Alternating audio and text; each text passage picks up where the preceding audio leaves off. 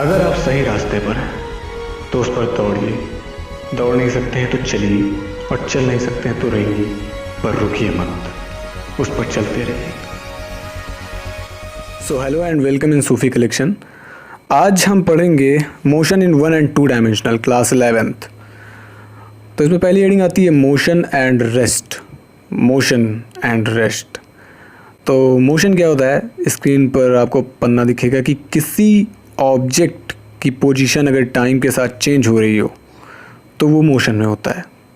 जैसे एग्जांपल के तौर पे ये बॉल अभी आपको स्क्रीन पे दिखेगा, ये बॉल देखिए, इसकी पोजीशन हर टाइम चेंज हो रही है, इसलिए ये मोशन में है। अभी रेस्ट की बात आती है, अगर बॉडी की पोजीशन नहीं चेंज हो रही है टाइम के साथ और वो स्थिर है तो वो बॉडी रेस्ट पर है। ओके, अब बात आती है डिस्टेंस एंड डिस्प्लेसमेंट के बारे में। डिस्टेंस और डिस्प्लेसमेंट में क्या फ़र्क होता है, तो डिस्टेंस एंड डिस्प्लेसमेंट देखते हैं। मान लीजिए हमें ए पॉइंट से हम एक दूरी बी तक जाते हैं। मान लीजिए ये 2 पॉइंट हैं, एक पॉइंट ए है, दूसरा बी। अगर हम ए से बी इस तरह से जाते हैं किसी रास्ते से, तो ये जो दूरी है, एक्चुअल पाथ जो होगा उसका, ये जो दूरी हम तय करेंगे जिस रास्ते पर चल चल के गए हैं, वो उसकी दूरी होती है, डिस्टेंस। ये जो पूरा उसकी डिस्टेंस होती है। और जिस पॉइंट से गए थे और लास्ट पॉइंट तक अगर हम एक सबसे कम मिनिमम डिस्टेंस लेंगे स्ट्रेट लाइन से, तो वो उसकी डिस्प्लेसमेंट होती है। ओके, ये है उसकी डिस्प्लेसमेंट। एक्चुअल पाथ डिस्टेंस और straight line path displacement. Okay, तो वीडियो के इस फर्स्ट पार्ट में हम लोग थ्योरी पढ़ेंगे, इसके बाद न्यूमेरिकल भी करेंगे। तो जो नेक्स्ट हेडिंग है वो है इसके बाद speed and velocity. Speed and velocity. Speed जो होती है वो स्केलर क्वांटिटी होती है, यानी उसमें डायरेक्शन नहीं होती है, और वेलोसिटी वेक्टर क्वांटिटी होती है, उसमें मैग्नीट्यूड और डायरेक्शन दोनों होता है। तो स्पीड क्या होती है कि जो डिस्टेंस हम लोग तय करते हैं किसी टाइम में, उस डिस्टेंस और लगे हुए टाइम के रेशियो को स्पीड कहते हैं। Speed is equals distance travelled upon time taken, जितना टाइम लगा। वेलोसिटी भी सेम ही होती है, बस उसमें डायरेक्शन भी होती है, इसलिए वो वेक्टर क्वांटिटी होती है। वेलोसिटी एज सिमिलर होती है। अगर स्पीड v है और डिस्टेंस ट्रैवल s है और लगा हुआ टाइम t है, तब v is equal to s upon T. ये इसका मैथमेटिकल नोटेशन है। ये यूनिट जो होती है स्पीड की और वेलोसिटी दोनों की, वो मीटर पर सेकंड होती है SI में। SI यूनिट पे मीटर पर सेकंड होती है। ओके, वेक्टर क्वांटिटीज़ के बारे में थोड़ी सी और बात करते हैं।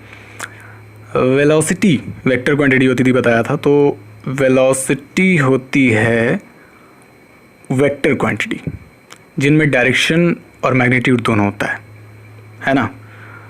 और अब इनकी जो इसे डिनोट करते हैं वी एरो से, ये दिखाता है कि ये एक वेक्टर क्वांटिटी है और इसकी यूनिट भी मीटर पर सेकंड ही होती है। अब बात करते हैं स्पीड की। स्पीड स्केलर क्वांटिटी होती है, ये बात बताई थी। स्पीड जो है वो स्केलर क्वांटिटी है, स्केलर, और इसमें डायरेक्शन नहीं होती है, केवल मैग्नीट्यूड होता है। Speed is equal to distance travelled upon time taken. अब नेक्स्ट हेडिंग है एवरेज वेलोसिटी। तो देखिए, अगर हमने एक लंबी दूरी तय करी है अलग अलग टाइम में, किसी एक x1 दूरी को तय करने में टाइम t1 लगा है और x2 दूरी को तय करने में टाइम t2 लगा है, तो जो v एवरेज होता है वो होता है फाइनल डिस्प्लेसमेंट, यानी टोटल डिस्प्लेसमेंट जो होता है, तो वो x2 माइनस x1 और total time taken t2 minus t1, अलग अलग टाइम लगा है क्योंकि, तो x2 minus x1 upon t2 minus t1, ये होता है एवरेज वेलोसिटी का फार्मूला। अब भी हम इसे ब्रैकेट में बंद कर देते हैं और चलते हैं नेक्स्ट हेडिंग की तरफ। एक्सलरेशन। एक्सलरेशन इसे ए से डिनोट करते हैं। तो change in velocity with respect to time acceleration कहलाता है। चेंज इन वेलोसिटी, मान लीजिए फाइनल वेलोसिटी जो थी किसी चीज़ की वो v थी और इनिशियल वेलोसिटी u थी, तो change in velocity with respect to time कहलाता है एक्सलरेशन। ये एक वेक्टर क्वांटिटी होती है। तो इसका जो मान लीजिए ये एक दूरी थी और यहाँ तक हमने v दूरी से, रुकिए गलत लिख गया, u, इनिशियल वेलोसिटी हमारी u थी और फाइनल वेलोसिटी जो थी वो v थी। उसके बाद टाइम हमें लगा है t पूरी दूरी तय करने में। तो जो एक्सलरेशन है वो हो जाएगा final minus initial upon taken time. ये u माइनस नहीं v, क्योंकि v फाइनल वेलोसिटी होती है, v minus u final minus initial upon taken time taken, ये आपका एक्सलरेशन हो जाएगा। तो इसकी जो यूनिट होती है, यूनिट ऑफ एक्सलरेशन मीटर पर सेकंड स्क्वायर, और ये एक वेक्टर क्वांटिटी है इसलिए इससे ए एरो भी लिखते हैं, ए के ऊपर एरो लगा सकते हैं। ओके, तो जो नेक्स्ट है अब है equations of motion.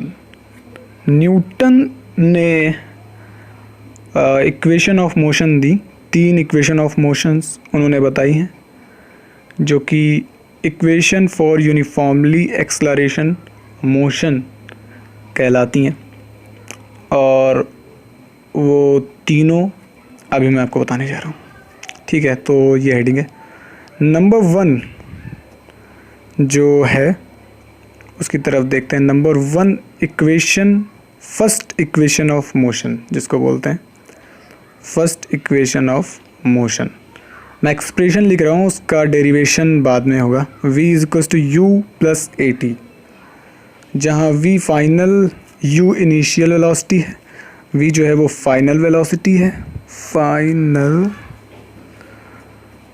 Velocity, u initial velocity है, शुरुआती वेलोसिटी, इनिशियल वेलोसिटी, a जो है वो हमारा एक्सलरेशन है और t टाइम है। ठीक है, तो ये है। अब सेकेंड इक्वेशन ऑफ मोशन जो है वो s is equals to U T plus half A T square. यहाँ पर s जो है वो डिस्टेंस या डिस्प्लेसमेंट है, डिस्टेंस, u इनिशियल वेलोसिटी और t जो है, u जो है वो इनिशियल वेलोसिटी है, t टाइम और a एक्सलरेशन है। फिर से अब देखते हैं थर्ड इक्वेशन ऑफ मोशन। इसके बाद थर्ड इक्वेशन ऑफ मोशन ये होती है v square equals U square plus 2as। तो s फिर से डिस्प्लेसमेंट या डिस्टेंस है, u इनिशियल और v फाइनल वेलोसिटी है। तो ये तीनों एक्सप्रेशंस हैं जिन्हें अभी नोट कर लीजिए। इनका डेरिवेशन सेकंड पार्ट में न्यूमेरिकल्स जब कराए जाएंगे तो करा दिया जाएगा, अभी इन्हें नोट करे जाए।